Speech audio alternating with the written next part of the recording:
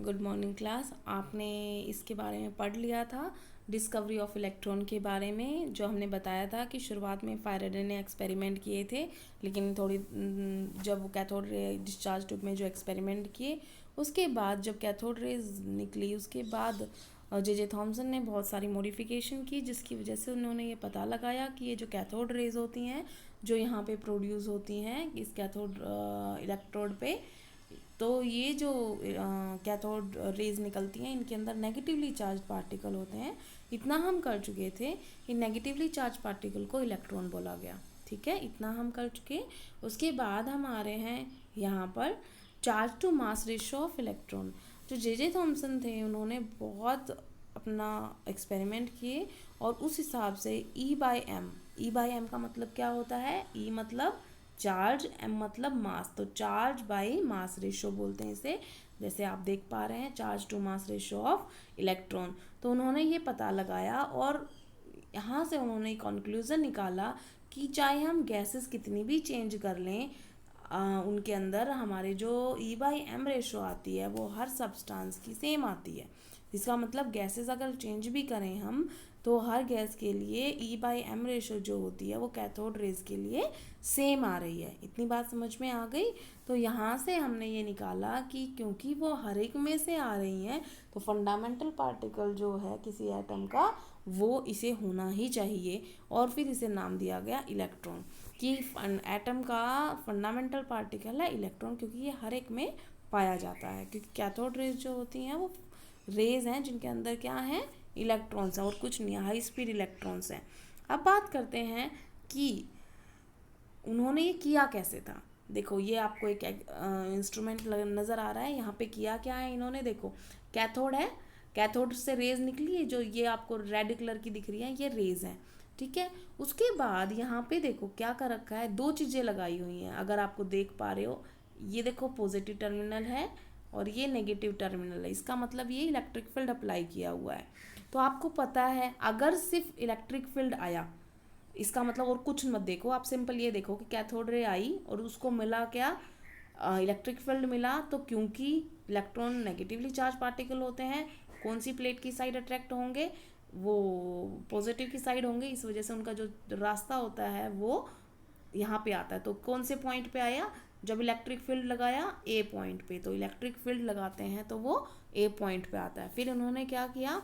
उन्होंने उसको छोड़ दिया। उसके बाद दूसरा किया एक्सपेरिमेंट और उसके अंदर इलेक्ट्रिक फील्ड को ऑफ कर दिया और मैग्नेटिक फील्ड लगाया। ये आपको दिखाई दे रहा होगा, एक नॉर्थ पोल है और एक साउथ पोल है। तो यहाँ पर आपको इतना भी पता होगा कि जो चार्ज पार्टिकल जब मूव करते हैं तो उनके सराउंड क्या बन जाता है? मैग्नेटिक फील्ड बन जाता है। ये पता है ना आप लोगों को। तो इसी वजह से जब यहाँ से पास किया गया, तो उसके ऊपर जब सिर्फ मैग्नेटिक फील्ड लगाया गया, तो वो डेविएट होके इस पॉइंट पे आई। इसका मतलब मैग्नेटिक फील्ड जब लगाया सिर्फ, तो सी पॉइंट पे उसका फ्लोरेसेंट स्क्रीन पे पॉइंट आया, और अगर इलेक्ट्रिक फील्ड लगाया तो ए पॉइंट पे आया। और जो ये बी पॉइंट है, ये तब आया था जब ना तो इलेक्ट्रिक फील्ड लगाया था और ना ही मैग्नेटिक फील्ड लगाया था। इतनी बात समझ में आ गई। तो ये था जब कुछ नहीं था, या इन दोनों को बैलेंस करने के बाद आया था कि इतना लगाया जाए, इलेक्ट्रिक फील्ड और मैग्नेटिक फील्ड दोनों एक साथ लगाए जाएं और बराबर बैलेंस करके इस टाइप का करा जाए कि कोई डेविएशन ना आए। तो इसका मतलब इन्होंने क्या कंक्लूजन निकाला? देख, सबसे पहली बात तो ये पॉजिटिव प्लेट की साइड हुए थे। इसका मतलब क्या हुआ? उनके पास नेगेटिव चार्ज है। तो पहले भी हम कर चुके थे। लेकिन कितना डेविएट होगा? कम होगा या ज़्यादा होगा?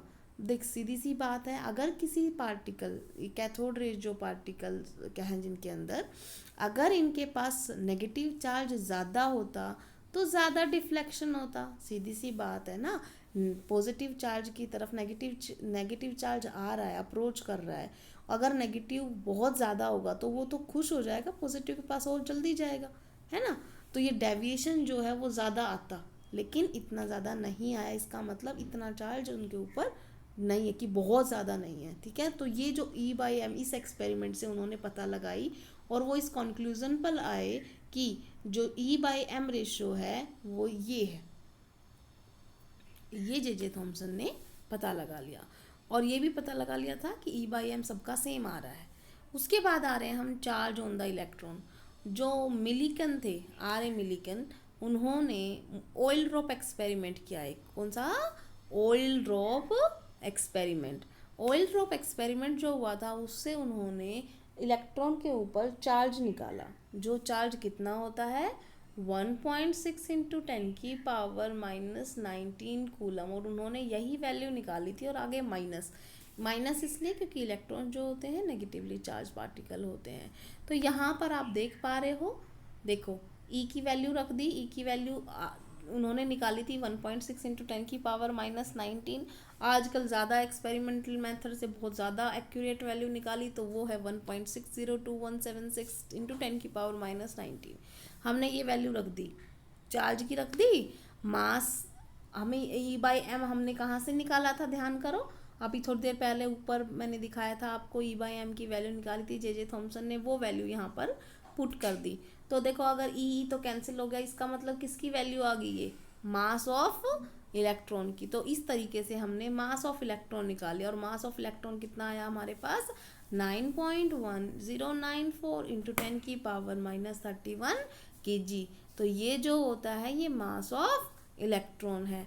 तो इस तरीके से हमें देखो तीनों चीज़ें पता चल गई हैं। क्या पहले पता चली थी हमें E/m, उसके बाद हमें पता चला E, और क्योंकि जब हमें इन दोनों का पता चल गया तो इसको डिवाइड कर दिया, तो हमारे पास किसकी वैल्यू आ गई, m की।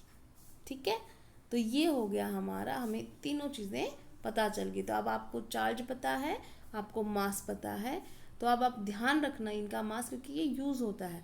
तो आप क्या क्या याद रखना है, बस आपको E/m याद रखने की ज़रूरत नहीं है। आपको एक तो इलेक्ट्रॉन के ऊपर मास और एक इलेक्ट्रॉन के ऊपर चार्ज, ये दो चीज़ें याद रखनी है। उसके बाद आते हैं हम यहाँ पर discovery of proton and neutron पे। तो जो प्रोटॉन की डिस्कवरी हुई है वो गोल्डस्टीन के नाम है। कौन से साइंटिस्ट के नाम है, गोल्डस्टीन।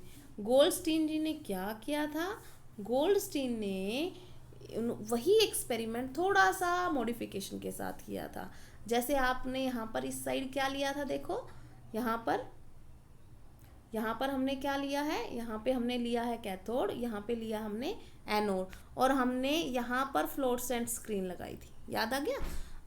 उन्होंने क्या किया है, जो गोल्डस्टीन जी ने, उन्होंने क्या किया, ये डिस्चार्ज ट्यूब सब कुछ सेम है।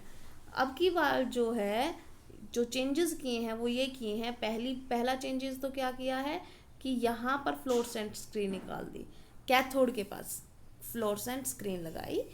दूसरा चेंज क्या किया, जो यहाँ पर गैसेस हैं उनकी मात्रा, और तीसरा चेंज क्या किया, यहाँ पर जो ये कैथोड है ये ऐसे प्लेट नहीं है, इसको क्या कर दिया उन्होंने, परफोरेटेड कर दिया। परफोरेटेड का मतलब क्या कर दिया, छेदनुमा, ठीक है ना।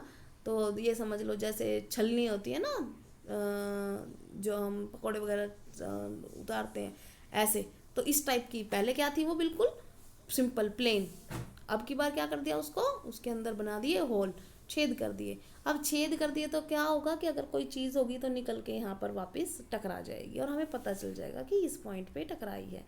तो यहाँ पे उन्होंने ये पता लगाया कि जब ऐसे किया तो यहाँ पर भी जो कैथोड के पास उन्होंने फ्लोरोसेंट लगाई थी ना, वहाँ पर भी चमकने लग गई एक जगह पे जाके। तो इसका मतलब क्या हो गया कि यहाँ पर सिंटिलेशन हो रहा है, इसका मतलब कोई चीज़ टकराई है, वहाँ पर पता चल रहा है कि वहाँ पे टकराई है। तो उन्होंने बोला कि क्योंकि ये कहाँ से आ रही हैं, सामने से, तो उनको नाम क्या दे दिया गया, एनोड रेज। इतनी बात समझ में आ गई। लेकिन इनको हम एनोड रेज बोल रहे हैं, ये गलत बोल रहे हैं। क्यों, पहले तो एक बात मैं तुम्हें ये बता देती हूँ, एनोड रेज का दूसरा नाम क्या होता है, कैनाल रेज। क्या नाम होता है, कैनाल रेज। अब इनका नाम जो मैं बोल रही हूँ कि एनोड रेज गलत है, ये कैसे दे दिया, गलत क्यों दिया है। देखो कैथोड रेज जो थी, कैथोड रेज इसलिए कैथोड नाम था क्योंकि कैथोड से निकली थी, ठीक है ना भाई, सीधी सी बात है, जो जिससे निकल रही है उसका नाम दे दिया कि जो रेज कैथोड से निकली वो cathode rays. But anode rays जो हैं वो एनोड से नहीं निकली, इसलिए ये नाम जो है वो गलत दिया। क्यों दिया, क्योंकि देखो एनोड गलत क्यों बोल रहे हैं हम, एनोड में क्यों नहीं है ये आप डिस्चार्ज ट्यूब जो देख पा रहे हैं, ठीक है, तुम इसको परफोरेटेड मान लेना कैथोड को इस साइड, क्योंकि मैं तो जे थॉमसन वाला एक्सपेरिमेंट दिखा रही हूँ ना आपको। तो यहाँ पे हुआ क्या है, सबसे पहले तो तुम बात समझो कि जब हम ये पूरा सेटअप करते हैं, ये हाई वोल्टेज लगाते हैं, प्रेशर कम करते हैं, यहाँ पे कैथोड रेज निकलती हैं। इतनी बात समझ में आ गई। जो ये कैथोड रेज निकल रही हैं, यहाँ पर मैंने बोला था कि कोई गैसेस हैं इस पूरे वैक्यूम के अंदर, यहाँ वैक्यूम पूरा क्रिएट नहीं किया है, थोड़ा बहुत है इसके अंदर। तो ये क्या है, इसके अंदर गैस है। और जब यहाँ पर इतना ज़्यादा इलेक्ट्रिक फील्ड है, देखो तुम ये सोचो, इतना हाई वोल्टेज है और इलेक्ट्रॉन्स जा रहे हैं, तो इलेक्ट्रॉन्स की स्पीड कितनी ज़्यादा होगी, कितनी ज़्यादा होगी, आप सोच के देखो। आपके घर में बिजली 1 सेकंड में आ जाती है, 220 वोल्ट का होता है, 10,000 वोल्ट, इसका मतलब बहुत ज़्यादा स्पीड हो रखी होगी। और जो वो हाई स्पीड इलेक्ट्रॉन, वो जो गैस बीच में यहाँ पर प्रेजेंट है, यहाँ पर बीच में गैस के पार्टिकल होंगे ना, अब जो वो इन पार्टिकल से टकराएगी, तो जो ये गैस के पार्टिकल होते हैं, इनके अंदर से क्या निकलना शुरू हो जाते हैं, इनके अंदर से इलेक्ट्रॉन निकलना शुरू हो जाते हैं। समझ में आया। अब किसी मान लो मैंने हाइड्रोजन लिया, हीलियम, मान लो हीलियम गैस रख रखी थी, अगर मैंने इसका इलेक्ट्रॉन निकाल दिया तो इसके ऊपर चार्ज क्या आ जाएगा, प्लस। देखो इलेक्ट्रॉन तो कैथोड रेज में मिल गया, क्योंकि इलेक्ट्रॉन थे कैथोड रेज में, तो कैथोड रेज तो ठीक है, वो इलेक्ट्रॉन तो चला गया, लेकिन ये पॉजिटिव स्पीसीज कहाँ जाएगी, बताओ कहाँ जाएगी। इसके ऊपर कितना चार्ज है, प्लस, तो ये कहाँ जाएगी, माइनस की साइड। तो कैथोड रेज की साइड जाएगी। इसी वजह से जो यहाँ पर जिंक सल्फाइड की फ्लोरेसेंट स्क्रीन लगाई थी वो चमकने लग गई थी। तो यहाँ पर कोई भी गैसेस के पार्टिकल होंगे वो क्या हो गए, वो आयनाइज हो गए, क्योंकि उनके अंदर से जब हाई स्पीड इलेक्ट्रॉन टकराए तो उनके इलेक्ट्रॉन निकल के वो पॉजिटिव बॉडी बन गई, ठीक है ना, क्योंकि उसके पास प्रोटॉन ज़्यादा है, इलेक्ट्रॉन कम हो गए, तो वो पॉजिटिव चार्ज आ गया, और इस वजह से वो किसकी साइड अट्रैक्ट होने लग गए, नेगेटिव की साइड, और यहाँ पर आने लग गए। तो अब बताओ, क्या एनोड का कहीं जिक्र आया था, नहीं आया था। इसका मतलब हुआ क्या था, हुआ ये था कि कैथोड से रेज निकली, यहाँ पर कोई गैस मौजूद थी, हाई स्पीड इलेक्ट्रॉन ने इनको टकराया, यहीं पर बने, और इलेक्ट्रॉन तो चले गए इधर, और जो पॉजिटिव स्पीसीज चली गई इधर। एनोड का तो कहीं नाम ही नहीं आया ना, एनोड से तो कुछ बना ही नहीं, इसलिए एनोड हम बोलते हैं, एनोड रेज गलत बोलते हैं। इतनी बात समझ में आ गई। उसके बाद इनको कंक्लूजन निकाला कि जो ये गैसेस बार बार बदल रहे हैं हम, तो उनका E/m जो है डिफरेंट आता है। किसके लिए डिफरेंट आता है, डिफरेंट गैसेस के लिए। आप याद करो, कैथोड रेज के लिए वैल्यू क्या आई थी, सबकी सेम आई थी, लेकिन इनके लिए E/m की वैल्यू क्या आ रही है, सबकी अलग अलग आ रही है। पहली बात समझ में आ गई। दूसरी बात, एनोड रेज के अंदर जो पार्टिकल है वो कौन से का है, वो पॉजिटिव चार्ज पार्टिकल निकला, क्योंकि जब इलेक्ट्रिक फील्ड लगाया गया तो वो नेगेटिव प्लेट की साइड अट्रैक्ट हुआ। इसका मतलब इसके अंदर जो पार्टिकल्स हैं वो पॉजिटिव हैं। तो अब हम पढ़ते हैं क्या क्या कंक्लूजन निकाले गए थे। तो देखो, Unlike cathode rays, mass of positively charged particle depend upon the nature of the gas present in cathode rays। ये तो मैंने पहले ही बता दिया था कि गैस पे डिपेंड कर रहा है। दूसरा उनका आया था charge to mass ratio different आ रही है, अभी सीधी आएगी ही। देखो जो चार्ज पार्टिकल जो उसके अंदर थे कैथोड रेज में, उनमें तो इलेक्ट्रॉन था, सब इलेक्ट्रॉन का मास सेम होता है। लेकिन अब तुम सोच के देखो, अगर मैंने हीलियम रखी है तो ये हीलियम प्लस बन रहा है, ऑक्सीजन रखी है तो ये ऑक्सीजन प्लस बनेगा, या ऑक्सीजन 2 प्लस बनेगा, नाइट्रोजन है तो नाइट्रोजन प्लस बनेगा। इसका मास अलग है, इसका मास अलग है, और इसका मास अलग है। तो हर पार्टिकल का गैस चेंज कर देंगे तो मास ऑफ चार्ज पार्टिकल जो आएगा, positively charge particle, anode rays जिसे मान रहे हैं हम, वो हर केस में अलग आएगा कि नहीं। इसी वजह से उनका E/m भी क्या आ रहा है, अलग आ रहा है, क्योंकि उनका चार्ज बेशक बराबर हो लेकिन मास तो क्या आ रहा है, डिफरेंट आ रहा है। तो उसके बाद sum of the positive charge particle carry multiple of fundamental unit of electrical charge. ऐसा हुआ था कि किसी में, जैसे मान लो हमने ऑक्सीजन लिया, ऑक्सीजन के अंदर हमने एक इलेक्ट्रॉन निकला तो एक प्लस आएगा ना, चार्ज प्लस आया।